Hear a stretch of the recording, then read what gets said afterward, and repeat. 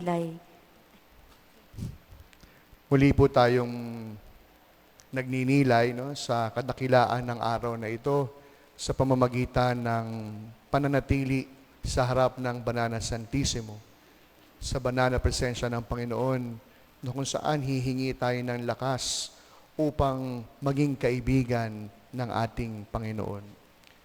Napag-uusapan din lang naman ang mga santo.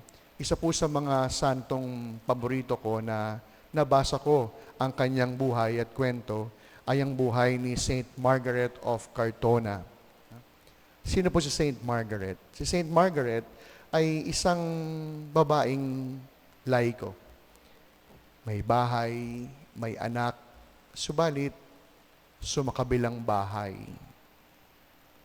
Tama kayo ng iniisip. Si Saint Margaret may kabit. But please, don't get me wrong.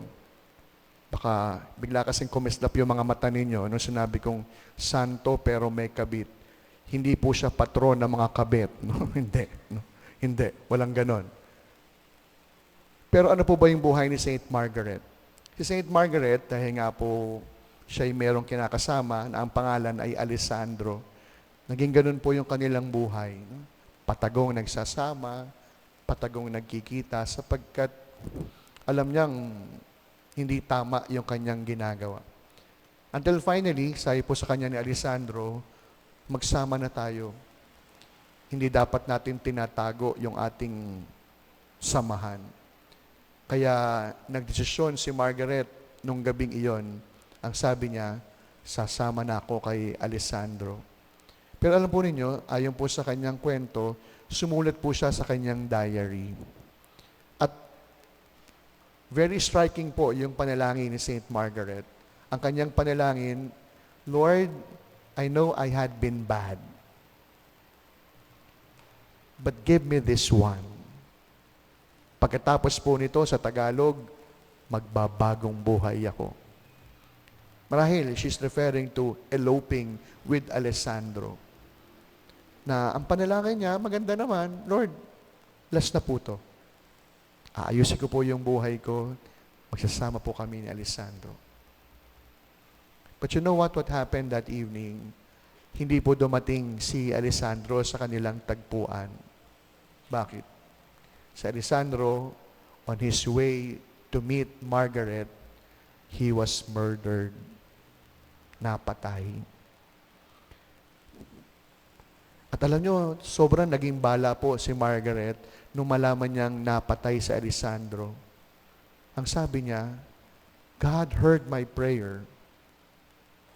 It may be a different answer, but still God answered my prayer.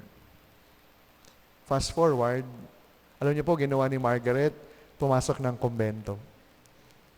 Naging madre ng congregation ng mga Franciscans. At yung kanilang anak po na si Alejandro, pumasok ng seminaryo. At ngayon, iniintay na rin na maging santo ng simbahan. Ang ganda, no? Kung ating titingnan, walang tulak kabigin sa buhay ni Margaret, kabit. Namuhay sa kasalanan.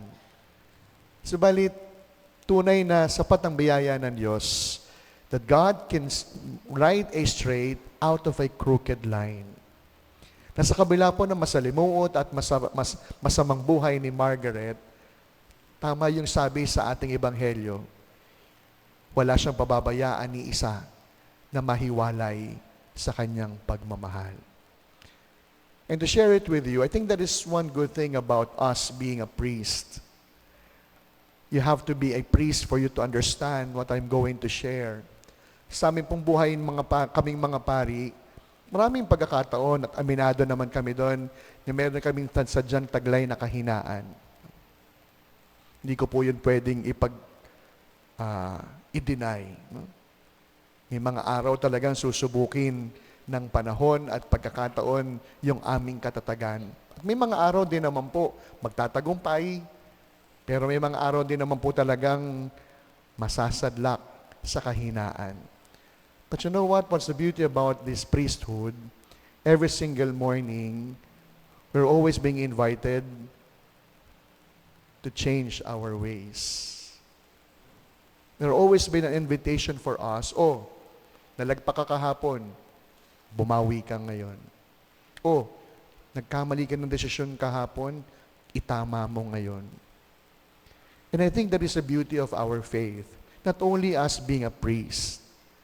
Marami pong pagkakataon bilang inyong kura paroko, nagkakamali, nadudulas, nanghihina din po ako. At sa tuwing haharap ako sa Diyos kapag umaga, sama-sama kami magdadasal ng mga pari sa aming morning prayer. At yun po palagi yung invitation. Nadapa ka, bumangon ka. Nagkamali ka ng desisyon, pwede namang mag-sorry. Mali yung nasabi mo, humingi ka ng kapatawaran. And I believe, my dear friends, that is the beauty of our faith. Mali yung buhay natin ngayon, hindi ibig sabihin, hindi tayo inaanyayahan.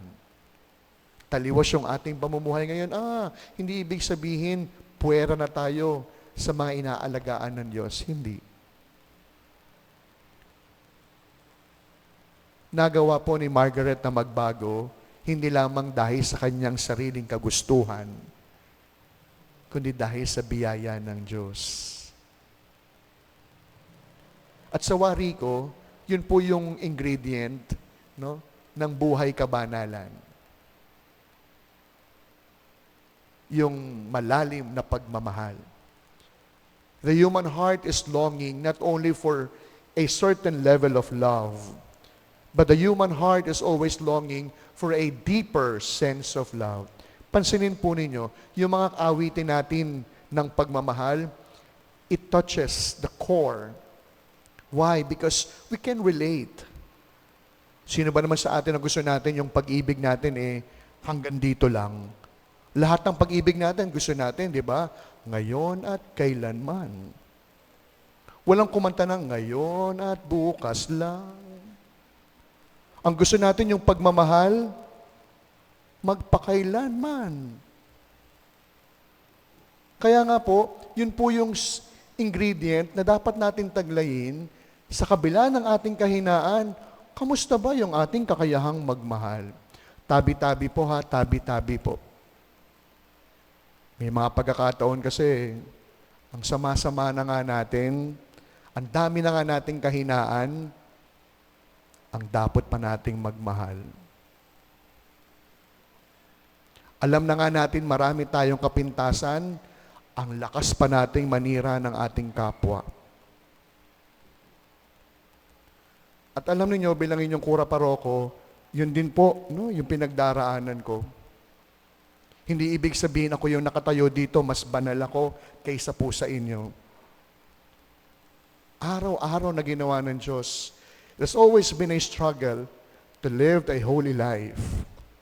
It has always been a struggle to choose to be the friend of the Lord. Pero kagaya nga po ng sinabi sa unang pagbasa, sadyang maraming taong susukat ng aking katatagan.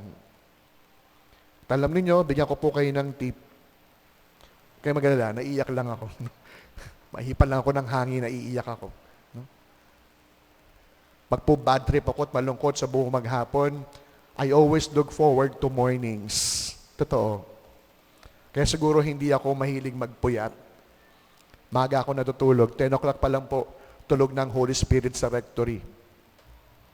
I always look forward to mornings. Not only mornings are new beginnings. Mornings are always invitation from God. Palpa ka kahapon, bawi ka ngayon. Nadapa ka kahapon, tumayo ka ngayon. Malungkot ka kahapon, piliin mo maging masaya ngayon. At nangyayari lamang yon kapag malalim yung pagmamahal. 13 years na po akong pari, hindi naman lahat sa 13 years, bed of roses.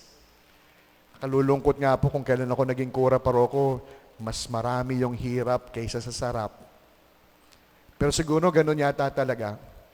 Ang sabi nga ni Spider-Man, big responsibilities. Mas malaki ang responsibilidad, mas malalim dapat yung pag-ibig. Mas malaking tungkulan, mas malaking kamay upang yumakap. Mas mahaba ang tungkulin, mas malawak ang kayang mahalin. Kaya, kung ibig natin maging santo at banal, huwag lang natin isipin mag-alay ng buhay, dumanak ang dugo, at para mamatay. Hindi. Ibig po ba natin maging santo? Pili lang natin bumawi at bumangon sa bawat pagkakamali. Ibig natin maging kaibigan ni Jesus? Piliin lamang ang magmahal kahit pa masakit. Piliin lamang yung umibig kahit na mahirap. At kagaya ng sinabi sa Ebanghelyo, hindi pababayaan ng Diyos ang bawat taong ipinagkatiwala sa Kanya. Kaya sa pagpapatuloy po ng ating pagdiriwang, kung nahihirapan po kayo, kagaya ko, na maging santo at banal sa araw-araw, may good news. Araw-araw, nag-aanyaya ang Diyos. Pangalawa, kung nahihirapan maging santo at banal, piliin lang laging magmahal kahit pa masakit. Piliin lang lagi yung umibig kahit na mahirap. Sapagkat sa finish line, sa dulo ng lahat ng ito, hindi naman yung magaling magsinungaling ang nagtatagumpay. Hindi naman yung magaling manakit ang siyang nananalo. Ang lagi nagtatagumpay sa finish line, yung malalim ang pagmamahal. At kagaya ni St. Margaret Cortona, hindi siya patron ng mga kabit. Siya'y patron ng mga taong mahigpit kung yumakap sa pangako ni Jesus na kahit tayo'y nagloloko at makasalanan, hinding-hindi niya tayo kalilimutan.